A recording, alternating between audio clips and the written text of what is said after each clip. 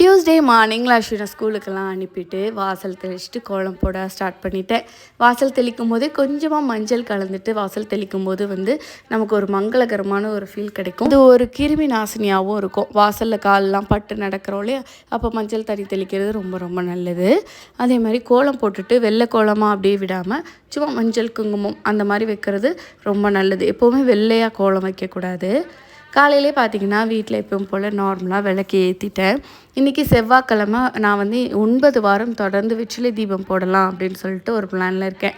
கோவிலுக்கே போயிட்டு முருகர் கோயிலில் போடலாம் அப்படின்னு சொல்லிட்டு இங்கே தேனி வீரபாண்டியில் இருக்க கணேஸ்வரர் கோயில் இருக்குது பார்த்திங்களா, அங்கே முருகர் இருக்கார். வள்ளி தேவானையோடு அழகாக இருப்பார். இங்கே எப்போவுமே பூட்டின மாதிரி தான் இருக்கும். காலையில் ஏர்லி மார்னிங் பூஜை நடக்குதுல்ல, அப்போ முடிச்சுட்டு அதுக்கப்புறம் பூட்டி தான் இருக்கும். நம்ம விளக்கு ஏற்றுறதெல்லாம் எப்போனாலும் ஏற்றிட்டு போகலாம். வெற்றிலை தீபம் ஏற்றுறது மூலமாக நிறைய நலன்கள் இருக்குது.